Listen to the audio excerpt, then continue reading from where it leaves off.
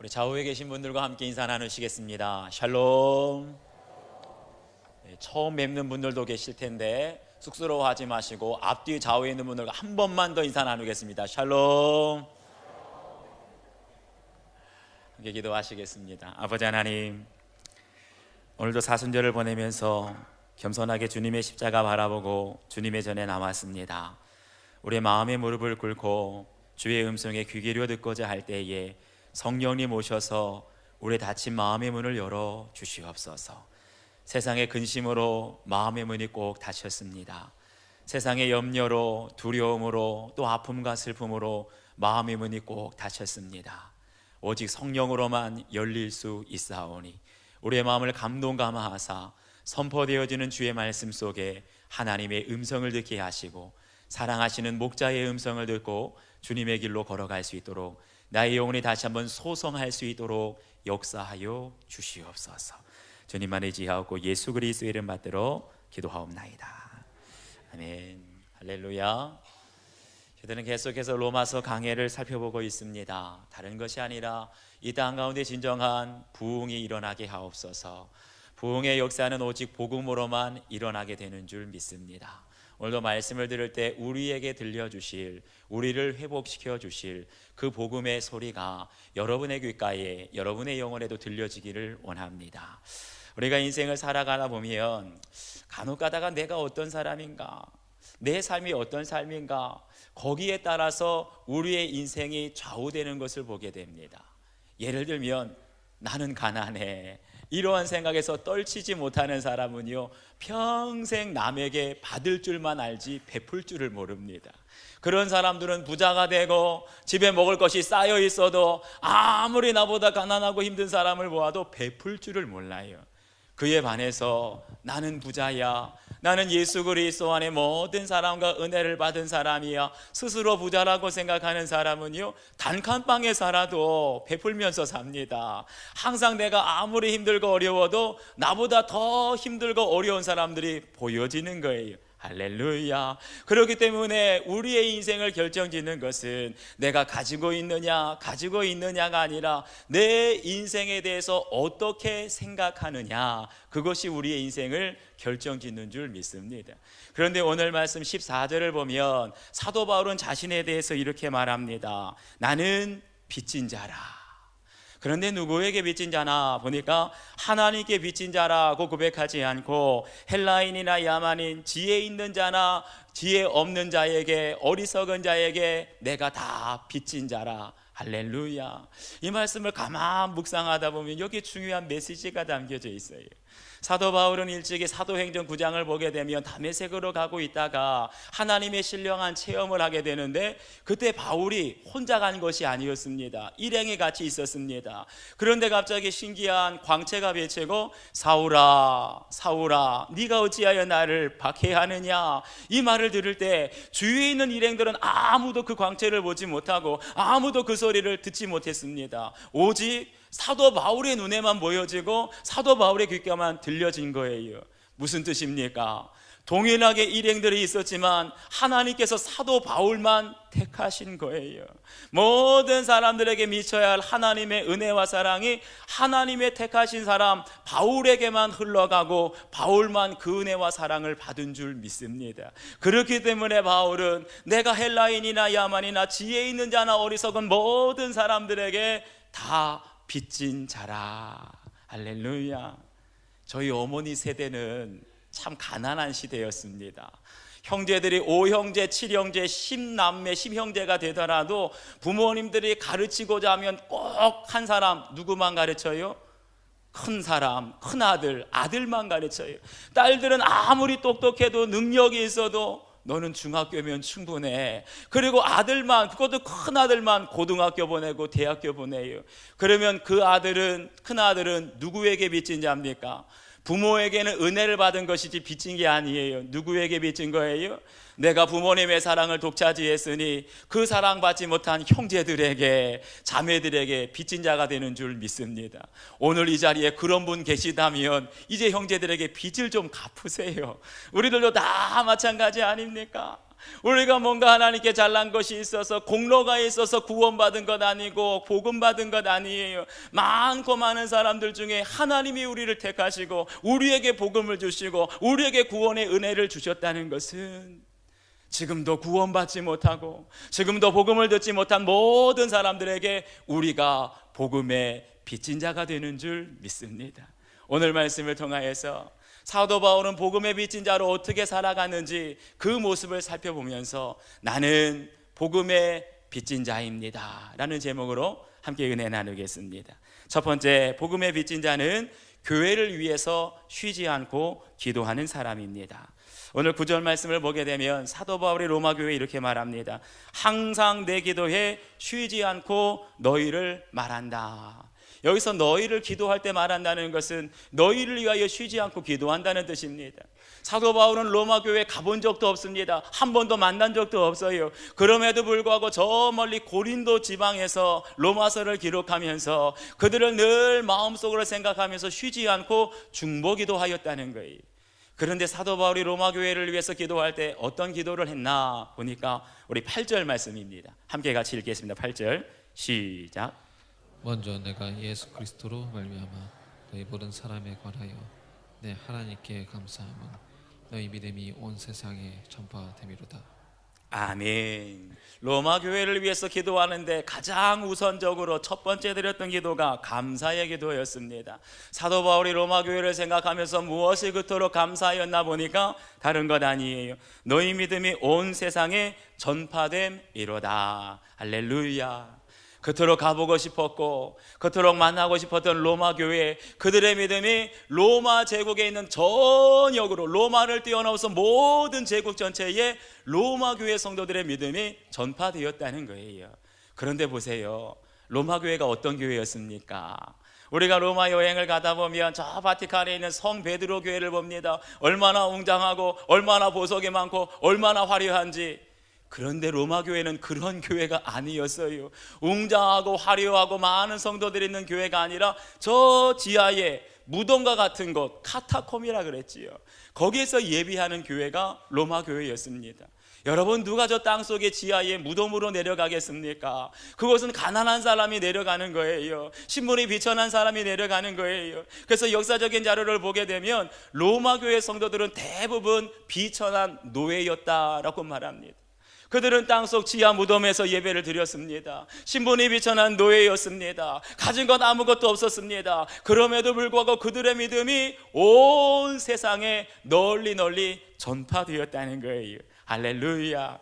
사랑하는 여러분, 보십시오. 비록 로마 교회는 지하에서 예배드렸습니다. 많은 사람들, 부유한 사람들, 지식이 많은 사람들 없었어요. 노예와 같이 비천한 사람들이 예배를 드렸습니다. 예배를 드리다가 로마 군인들에게 발견되면 저 콜로세움에 잡혀가서 며칠씩 굶주린 사자의 밥으로 순교당하기도 했습니다. 그럼에도 불구하고 로마 교인들은 믿음을 포기하지 않았다는 거예요. 그들에게 한 가지 신앙 고백이 있었다 그랬지요. 헬라어로 익투스. 그것이 무슨 뜻이냐 하면 예수님은 그리스도이십니다. 하나님의 아들이십니다. 그분은 우리의 구세주이십니다. 할렐루야. 아무리 성도들이 감옥에 잡혀가고 아무리 성도들이 고문을 당하고 사자의 밥이 되면서 순교를 당한다 할지라도 로마 교인들은 이 신앙을 잃지 않았어요. 아무리 죽음의 위협이 있고 고난이 있다 할지라도 끝까지 믿음을 지켰을 때 사도 바울은 그것으로 인하여 감사하고 있는 거예요. 할렐루야. 보십시오. 사도 바울이 무엇으로 감사하고 있습니까? 로마 교회가 상을 받았습니까? 로마 교회가 지상에 큰 교회를 건축했습니까? 그렇다고 로마 교회가 전도를 열심히 해서 부흥을 했습니까? 이런 것 때문에 기뻐하는 것 아니잖아요. 제가 아무리 눈 씻고 찾아봐도 인간적인 관점에서 보게 되면 로마 교회에 축하할 것도 칭찬할 것도 또 감사할 것 아무것도 없습니다. 그럼에도 불구하고 쉬지 않고 감사하는 이유는 단 하나예요. 어려움 속에서, 말라도 할 수 없는 핍박과 환난 속에서 죽음을 무릅쓰고 신앙생활을 하는, 헌금 들여서 전도해서가 아니라 믿음을 지키는 그 하나만으로도 사도 바울은 로마 교회를 감사하고 기뻐하고 있는 줄 믿습니다. 사랑하는 여러분, 여러분들은 지금 무엇 때문에 하나님께 감사기도 하고 있습니까? 자녀들이 성적이 좋아서 장학금을 받아서, 아니면 남편이 승진을 하고 사업이 잘 돼서 가게의 소득이 많이 늘어나서 감사하십니까? 물론 그것도 감사해야 될 일입니다. 하지만 하나님께서는 그런 거 없어도 우리 자녀들이 공부 잘하지 못하고 좋은 대학에 들어가지 못하고 남편이 승진하지 못하고 사업이 잘 되지 않는다 할지라도 어떤 어려움과 핍박과 환난 속에서도 믿음 지키는 그 모습, 하나님께 기도하고 예배드리려고 하는 그 모습만으로도 하나님은 여러분을 기뻐하시고 여러분을 칭찬하시고 여러분 때문에 감사하고 있는 줄 믿습니다. 여러분, 우리 자녀들을 한번 돌아보세요. 우리 자녀들이 꼭 공부 잘하지 못하고 좋은 성적으로 좋은 대학 가지 못한다 할지라도 그들의 지금의 상황을 바라보게 되면 믿음 지키고 있는 것이 기적인 줄 믿습니다. 세상에서 방황하지 않고 세상의 유혹에 죄에 빠지지 않고 교회에 나와서 예배드리는 것만으로도 감사할 수 있기를 바랍니다. 비록 여러분들의 남편이, 어떤 분에게는 아내가 비록 돈 많이 벌어다 주지 못해도 그 남편이 세상에서 죄악에 빠지지 않고 세상의 유혹에 넘어가지 않고, 그럼에도 불구하고 어렵고 힘든 상황 속에서도 예배를 드리기 위해서, 믿음을 지키기 위해서 몸부림치는 것만으로도 하나님께 감사기도 하시기를 축복합니다. 오늘 어쩌면 이 자리에 어떤 분들은 평안함 중에 예배로 나오신 분들도 계시지만, 어떤 분들은 말로 다 할 수 없는 가족의 반대로, 남편의 반대로, 시댁의 반대로 어렵게 무거운 마음으로 나오신 분들 계실 거예요. 어쩌면 직장에서 불공평한 대우를 받고, 어쩌면 이웃에게 시기와 질투를 당하고 그런 어려움 속에서 신앙생활하는 분들 계실 겁니다. 그런 분들은요, 헌금 많이 못할 수 있어요. 그런 분들은요, 교회 봉사 많이 못할 수도 있습니다. 하지만 하나님께서는 그러한 어렵고 곤고한 상황 속에서도 주님 앞에 믿음을 지키고 주님 앞에 예배에 기도에 무릎을 꿇는 그 모습만으로 여러분을 기뻐하시고 여러분을 칭찬하시는 줄 믿습니다. 그런 분들을 주님의 이름으로 응원합니다. 그리고 그러한 여러분 때문에 저는 진정 감사합니다. 우리 수인중앙교회는 지금도 믿음을 지키기 위해서 어려운 상황 속에서 끝까지 기도에 무릎을 꿇고 눈물 뿌리며 기도하는 성도들을 위해서 중보기도하는 교회, 그러한 감사의 기도가 넘치는 우리 교회가 되기를 주의 이름으로 축원합니다. 둘째는요, 하나님의 더 큰 뜻을 바라보는 믿음입니다. 우리 10절 말씀 함께 읽겠습니다. 10절 시작. 어떻게 하든지 이제 하나님의 뜻 안에서 너희에게로 나아갈 좋은 길 얻기를 구하노라. 아멘. 여기 보면 사도 바울이 어떻게 하든지 로마 교회로 가기를 원한다. 그런데 그것이 한두 번이 아니었어요. 그 뒤에 13절 말씀을 보니까 내가 여러 번 너희에게 가고자 하였다라고 말합니다. 또 15절에서도 나는 할 수 있는 대로 로마에 있는 너희에게도 복음 전하기를 원한다. 오늘 말씀 보니까 무려 3번씩이나 로마 교회에 꼭 가기를 원했다라고 말해요. 이거는 빈 마음이 아닙니다. 진심으로 가고 싶었다는 거예요. 그런데 보세요, 결론적으로 갔다는 겁니까? 못 갔다는 겁니까? 그렇게 여러 번에 걸쳐서 로마 교회 가고자 싶었고 너희에게 복음을 전하고 싶었는데 가는 길이 번번이 막혔다는 거예요. 제가 오늘 말씀을 묵상하면서 마음속으로 이런 궁금증이 생겼습니다. 아니, 사도 바울과 같이 능력 있는 사람, 기도에 능력 있는 사람의 기도도 응답받지 못할 때가 있네. 위로가 되더라고요. 제 기도만 응답이 안 되는 줄 알았는데, 제 기도만 지연이 되는 줄 알았는데, 이렇게 성령 충만하고 권능에 있는 사도 바울의 기도도 응답받지 못할 때가 있다는 거예요. 여러분, 사도 바울이 어떤 사람입니까? 복음의 능력 있는 사람입니다. 기도의 능력 있는 사람이에요. 신령한 은사를 받은 사람입니다. 그럼에도 불구하고 그토록 로마 교회를 가기를 원했는데 하나님께서 번번이 막으셨다는 거예요. 여기 궁금증이 생깁니다. 다른 것도 아니고 복음 전하기 위해 로마 교회로 가려고 했는데 왜 하나님께서 막으셨을까? 10절을 보면 굉장히 중요한 말씀이 나와요. 이제 하나님의 뜻 안에서 너희에게 나아갈 좋은 길 얻기를 구하노라. 아멘이십니까? 이 말을 뒤집어 말하면 무슨 말입니까? 하나님의 뜻 안에서 너희에게 나아갈 길이 열리노라. 다시 말하면 지금까지 사도 바울이 로마에 가고자 했던 발걸음이 막혔던 것은 내 뜻이었다는 거예요. 사도 바울의 뜻대로 가려고 했을 때는 하나님이 막으셨는데, 하나님의 뜻 안에서 가고자 했을 때는 사도행전 27장을 보면 드디어 로마로 가는 길이 열려집니다. 그런데 그때 27장을 보게 되면 사도 바울 개인적으로 큰 변화가 생겨요. 무슨 말입니까? 이 로마서를 기록할 때는 고린도 지역에 있었습니다. 그곳에서는 자유의 몸으로 복음에 대한 열정으로 마음껏 로마 교회를 가고자 했는데 그때는 길이 막혔어요. 그런데 사도행전 27장에서 하나님의 뜻 안에 로마로 가는 길이 열렸을 때는 자유의 몸이 아니라 죄수의 신분이었어요. 로마 군인들에게 압송당하는 처지였어요. 왜 하나님께서 자유의 몸으로 가고자 했을 때는 고린도 지역에서 막으시고 하나님의 뜻 안에 사도행전 27장 멀리 시간이 지나서 죄수의 신분으로 로마에 가고자 했을까? 여기 중요한 메시지가 있습니다. 두 가지가 있어요. 첫 번째는 만약에 사도 바울이 고린도 지역에서 로마로 가고자 했을 때 그 길이 열려지게 되었다면 오늘 저희들이 읽고 있는 이 로마서는 존재하지 않았을 겁니다. 여러분, 왜 로마서를 기록했습니까? 사도 바울이 그토록 로마 교회 믿음의 소문이 널리 온 세상에 퍼진 그 교회 성도들을 보기를 원했어요. 복음을 전하고 견고하기를 원했어요. 그런데 갈 길이 막힙니다. 하나님의 법문이 막히십니다. 이대로는 내가 로마에 못 가겠다. 그래서 편지를 쓰기 시작한 거예요. 복음의 진수, 복음의 핵심을 이 로마서 편지에 담아서 로마 교회에 보낸 것이 바로 로마서입니다. 이 로마서를 통해서 얼마나 많은 사람들이 변화되었습니까? 성 어거스틴이 그 패역한 모습에서 변화되어 회개했던 말씀이 로마서 말씀이에요.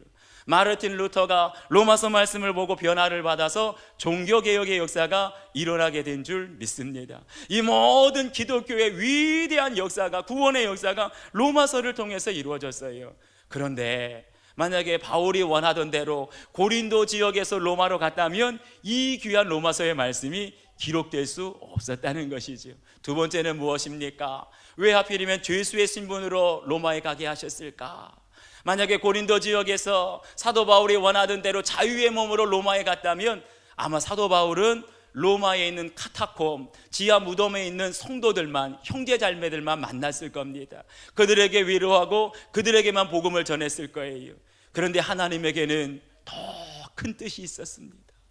너는 로마에 있는 성도들만, 카타콤에 있는 성도들만 만날 것이 아니라 너는 황제 앞에서 복음을 전할 것이다. 너는 로마에 있는 귀족들과 고관들에게 복음을 전할 것이다. 자유의 몸으로 가서는 황제를 만날 수 없었어요. 죄수의 몸으로 갔을 때 감옥에 있으면서 수많은 로마의 귀족들을 만납니다. 고관들을 만납니다. 그리고 마지막에 가이사 앞에서 재판을 받을 때 로마의 황제 앞에서도 당당하게 수많은 사람들이 바라보는 앞에서 예수 그리스도의 복음을 전하게 된 줄 믿습니다. 그것이 바로 하나님의 뜻 안에서 너희에게 나아갈 좋은 길이 열려지기를 원하노라. 아멘이십니까? 사랑하는 여러분, 때로는 우리가 생각하지 못하는 하나님의 길이 있는 줄 믿습니다. 내가 원하는 대로, 내가 뜻하는 대로, 내가 기도하는 대로 응답받지 않는다고 해서 하나님의 뜻이 포기된 것이 아니라 우리가 알지 못하는 더 크고 놀라운 하나님의 구원의 계획, 하나님의 뜻과 섭리가 거기에 있는 줄 믿습니다. 요한복음을 보면 나사로의 누이였던 마르다와 마리아는 오빠가 병들어 죽게 되었을 때 사람을 보냅니다. 예수님 빨리 와주십시오. 우리 오라비가 병들어 죽게 생겼습니다. 그런데 어찌된 일인지 예수님이 오시지 않아요. 결국은 오라비 나사로가 죽습니다.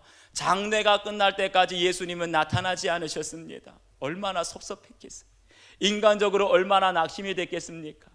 그런데 성경을 보니까 나사로가 죽은 것이 끝이 아니었어요. 예수님께서 나사로의 죽음을 향해 이렇게 말합니다. 이 병은 죽을 병이 아니라 하나님의 영광을 위함이요 하나님의 아들이 이로 말미암아 영광을 받게 하려 하심이라. 아멘. 사랑하는 여러분, 이 세상에는 우리 사람들이 보는 인간의 시계도 있지만 이 세상에는 우리가 볼 수 없는 하나님의 시계도 있다는 것을 믿으시기 바랍니다. 내가 보기에는 지연된 것 같고 내가 보기에는 실패한 것 같은데, 지연되고 실패하는 모든 것들이 하나님의 더 큰 뜻을 이루어가는 과정의 연장선상에 있다는 걸 믿으시기를 바랍니다. 그렇기 때문에 때로는 우리가 기도하면서 기도한 대로 응답받지 못할 때가 있어요. 이번만큼은 꼭 우리의 자녀가 대학에 합격할 줄 알았는데, 이번만큼은 우리 남편 사업이 꼭 성사되고 거래가 성사돼서 잘 될 줄 알았는데, 우리 성도님들 중에 많은 환우들이 있습니다. 이번에 병원에 가면 꼭 완쾌되었다는 그러한 말을 들을 줄 알았는데, 어쩌면 우리가 뜻한 대로 안 될 수도 있어요. 우리가 기대했던 대로, 기도했던 대로 이루어지지 않을 수도 있어요. 그렇다고 할지라도 낙심하지 말고 포기하지 마시기를 바랍니다. 지금 당장은 우리의 기도대로 이루어지지 않았지만 반드시 하나님의 더 큰 뜻이 있고 하나님의 때가 있고 하나님의 뜻을 이루는 하나님의 방법이 있는 줄 믿습니다. 그 큰 뜻을 바라보고 믿음 안에 걸어가는 여러분들 되시기를 주님의 이름으로 축원합니다. 마지막 세 번째는요, 로마 교회에 신령한 은사를 주고자 하는 그러한 믿음입니다. 우리 11절 함께 읽겠습니다. 11절 시작. 내가 너희 보기를 간절히 원하는 것은 어떤 신령한 은사를 너희에게 나누어 주어 너희를 견고하게 하려 함이니. 아멘. 여기 보니까 사도 바울이 이제 드디어 왜 그토록 로마 교회에 가고자 했는가, 진정한 이유를 말합니다. 첫 번째는 신령한 은사를 나눠주기 위해서, 두 번째는 그들의 신앙을 견고하게 하기 위해서. 우리는 이 모습 속에서 정말 복음의 빚진 자는 어떻게 살아가야 되는가, 우리 복음의 빚진 자의 정체성을 보게 됩니다. 그것이 무엇입니까? 복음의 빚진 자는 그 마음 안에 항상 누구에겐가 나눠주고 베풀어주고 항상 주고 싶은 마음이 있는 사람인 줄 믿습니다. 여러분, 하나님의 백성은요, 예수님 믿는 예수님의 제자들은요, 항상 받는 데만 익숙한 것이 아니라 주여 주시옵소서 이것만 기도하는 것이 아니라 우리가 받은 은혜, 주님께 받은 신령한 은사를 아직 받지 못한 모든 사람들에게 나누어 주고 싶고 전해주고 싶고 베풀고 싶고 그러한 마음이 충만한 사람인 줄 믿습니다. 그럴 때 하나님께서 그러한 심령 위에 더 부어주시는 거예요. 그런데 우리에게 무엇이 있어야 되겠습니까? 무엇을 주고자 해야 되겠습니까? 사도 바울은 아무거나 준 것이 아니라 신령한 은사를 나눠주기를 원했다라고 말해요. 어떤 분들은 신령한이라는 말만 들으면 머릿속에 떠오르는 것이 있어요. 신비한 체험, 신비한 기적, 신비한 은사 이런 걸 주려나 보다. 그도 그럴 것이, 사도 바울은요 신령한 능력이 참 많이 나타났던 사람입니다. 사도 바울이 귀신 들린 사람을 향하여 나사렛 예수의 이름으로 명할 때 귀신이 그 자리에서 즉각 떠나갔습니다. 할렐루야. 감옥에서 갇혀 있을 때 한밤중에도 하나님께 기도하고 찬양할 때 무슨 일이 일어납니까? 갑자기 지진이 일어나고 옥토가 흔들리고 모든 감옥의 문이 열려지는 기적의 역사가 나타났습니다. 뿐만이 아닙니다. 사도 바울이 선교하다가 전도하다가 하다 보면 사도 바울 몸에 있는 손수건이나 앞치마나 이런 것들을 병든 사람에게 얹기만 해도 병이 떠나가게 되고 악귀가 떠나가게 되고, 할렐루야. 그러니까 사람들은 사도 바울만 보면, 사도 바울만 오면 저 사람이 우리의 병을 고쳐주겠지, 우리의 귀신을 다 떠나가게 해주겠지, 마치 신유집회하러 로마로 가는 걸로 착각했어요. 그런데 오늘 말씀에 나오는, 로마서 1장에 나오는 신령한 은사를 너희에게 나눠주기를 원한다, 이 말은요 그런 것 아니었어요. 병을 고쳐주고 귀신을 쫓아내고 신유집회하는 것이 아니라 그 다음에 나오는 말이 중요합니다. 견고하게 하려 함이라. 신령한 은사를 주는 이유는 견고하게 하기 위해서, 로마 교회 성도들의 믿음을 견고하게 하기 위해서. 사랑하는 여러분, 무엇이 우리의 신앙을 견고하게 할 수 있겠습니까? 일회적인 체험, 신령한 체험, 그런 것만으로 우리가 견고하게 되고 변화되는 것이 아니라 우리를 변화시키는 것이 있어요. 사도행전 20장을 보게 되면 사도 바울이 에베소 교회를 떠나면서 마지막으로 그들에게 남기는 고별 설교가 있는데 거기에 이렇게 말합니다. 그 말씀이 너희를 능히 든든히 세우리라. 아멘. 무엇입니까? 이제 떠나가는 교회, 에베소 교회를 보면서 비록 나는 여러분과 함께 하지 못하지만 오직 그의 말씀, 주의 말씀, 복음만이 여러분을 든든하게 세울 줄 믿습니다. 그거예요. 여러분, 교회를 든든하게 세우는 것이 무엇입니까? 교회를 든든하게 세우고 성도들의 믿음을 든든하게 세우는 것은 오직 주의 말씀밖에 없는 줄 믿습니다. 풀은 시들고 꽃은 마르나 오직 하나님의 말씀은 영원히 서게 되리라. 아멘이십니까? 사랑하는 여러분, 복음에 비친 자는 어떤 사람입니까? 내 안에 신령한 은사가 있는 거예요. 내 안에 복음이 충만한 겁니다. 이것이 내 안에만 머무를 수 없어서, 감당할 수 없어서 쉬지 않고 끊임없이 전해주고자 하는 사람, 끊임없이 내 안에는 신령한 은사를 나눠주고 싶은 사람이 복음에 비친 자인 줄 믿습니다. 얼마 전에 우리 교회 중고등부 학생들이 저희 캄보디아의 비전 트립을 다녀왔습니다. 그리고 오후 찬양 예배 때 선교 보고 예배를 드리면서 몇몇 학생들이 간증을 하는데 그렇게 눈물이 나와요. 그리고 그들이 선교지에 가서, 캄보디아에 가서 사역했던 걸 동영상으로 보여주는데 마음에 참 뭉클하고 감동이 됐습니다. 특별히 어린 학생들이 뭘 할 수 있을까 그랬는데 그 어린 학생들이 말도 통하지 않는 캄보디아 아이들과 함께 복음을 전하고 대화를 하고 함께 어울려 놀기도 하고, 그들이 준비한 월십 그리고 모든 공연들, 이런 것들을 100여 명이 넘는 아이들 앞에서 보여주는 걸 보고 제 마음에 감동이 되고 한편으로는 좀 찔렸어요. 뭐가 찔렸냐? 아니, 어른들도 하지 못하는 것을 우리 어린 학생들이 가서 어른들보다 더 잘했네, 더 제대로 선교를 잘하고 왔네, 그런 마음에 찔림이 있었어요. 사랑하는 여러분, 다음은 우리 어른들 차례인 줄 믿습니다. 아멘이 안 나오시네요. 다음은 우리 어른들 차례인 줄 믿습니다. 우리 교회 중고등부도 캄보디아 갔다 왔고 청년들도 갔다 오고, 청년들 올 여름에는 몽골 갑니다. 이제 다음에는 우리 어른들이 캄보디아라고 하고 필리핀으로 가고 몽골로 갈 수 있길 주의 이름으로 축원합니다. 어떤 어른들 중에는요, 아니 애들이 가서 뭐 줄 게 있다고, 아니 애들이 가서 뭐 할 게 있다고 이렇게 우습게 여기는 분들도 계세요. 그런데 그들이 뭐 가지고 갔을까요? 많은 돈을 가지고 선교 간 거 아닙니다. 많은 지식을 가지고 선교 간 거 아니에요. 우리 학생들에게는 돈도 없고 많은 지식도 없었지만 그들에겐 단 두 가지가 있었습니다. 예수 그리스도의 복음이 있었어요. 예수 그리스도께 받은 사랑이 있었어요. 다른 걸로 그 땅에 심고 오는 것이 아니라 주께 받은 복음의 말씀을 믿지 않는 캄보디아 아이들에게 전하고, 주께 받은 사랑으로 마을 마을 다니면서 복음사역, 문화사역, 부수사역 할 때 수많은 아이들이 몰려오고 미소를 잃어버린 아이들의 얼굴 속에 미소가 가득하게 되는 진정한 복음의 기쁨이 회복된 줄 믿습니다. 이 모습이 복음의 비친 자의 모습인 줄 믿습니다. 이제는 우리 차례입니다. 우리 교회가, 우리 모든 성도들이 이제 어른들까지 이제 내가 복음에 비친 자가 되어서 내 안에 무엇이 있는가, 왜 나만 받았는가 에 머무르는 것이 아니라 주께 받은 그 복음, 주께 받은 은혜, 이제 아직 알지 못하는 수많은 사람들, 이방의 외국 사람들, 많은 이웃들에게 우리가 전하러 나갈 수 있기를 바랍니다.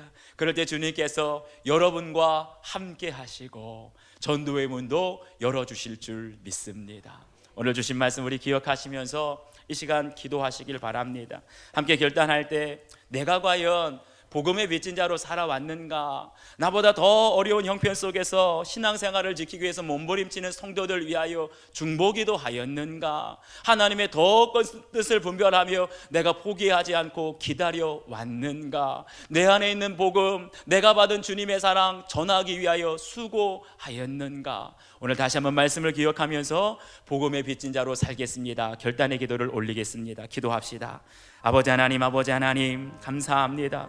오늘도 사도 바울을 통하여서 나는 복음에 빚진 자입니다, 헬라인이나 야만이나 지혜 있는 자나 어리석은 모든 사람에게 내가 진정 복음에 빚진 자입니다. 그 마음 가지고 사도 바울은 지금도 온 세상에서 로마 교회에서 핍박받음이 어려움 속에서도 믿음 지키는 그들 때문에 감사하였고, 그들을 그들을 위하여 쉬지 않고 중보기도하는 모습을 보았습니다. 하나님, 우리들 중에 그러한 성도 있습니까? 평안함 중에 나오지 못하고 가족들의 반대와 가족들의 핍박과 직장에서의 불공평과 직장에서 어려움을 통해서도 끝까지 믿음을 지키며 끝까지 홀로 믿음을 지키며 주님 앞에 놓은 성도들이 있습니까? 내가 너를 기뻐하노라, 내가 너로 인하여 기뻐하노라. 주님의 위로의 말씀이 저들을 붙들어 주시고 믿음 안에 끝까지 이겨나가게 될 때 우리 모두가 복음의 빚진 자가 되어 아직도 주님의 복음을 듣지 못한 많은 열방의 사람들에게, 민족들에게, 또 이 나라 많은 이웃들에게 주의 복음, 주님의 사랑 들고 갈 수 있도록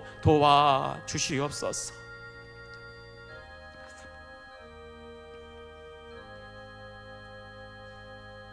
하나님, 오늘도 저희들에게 말씀하실 때 너는 복음의 빚진 자로 살아라, 우리에게 말씀하고 계시는데, 우리가 주께 받은 복음, 주께 받은 은혜와 사랑 얼마나 전하며 살았는지 돌아봅니다. 나의 구원으로 만족하며 거기에 안주하지는 않았습니까? 아직도 많은 사람들이, 많은 성도들이 고통 가운데 가족들의 반대와 핍박 속에 신앙을 지키기 위해 몸부림치고 있는데 얼마나 그들을 위하여 중보기도하며 살아왔습니까? 얼마나 내가 받은 복음을 위하여 믿지 않는 열방의 다른 민족들과 우리의 이웃들을 위하여 전하면서 나누면서 살아왔습니까? 하나님, 다시 한번 고백합니다. 내가 이제 복음의 빚진 자로 살아가기 원합니다. 나의 구원에만 머무르는 것이 아니라, 우리 가족들의 구원에만 머무르는 것이 아니라 이제 주께 받은 은혜를 흘려보내는 삶이 되게 하여 주옵소서. 주께 받은 복음의 능력을 이 세상을 향하여 흘려보내는 축복의 통로가 되게 하여 주옵소서. 감사드리며 예수 그리스도의 이름으로 기도하옵나이다.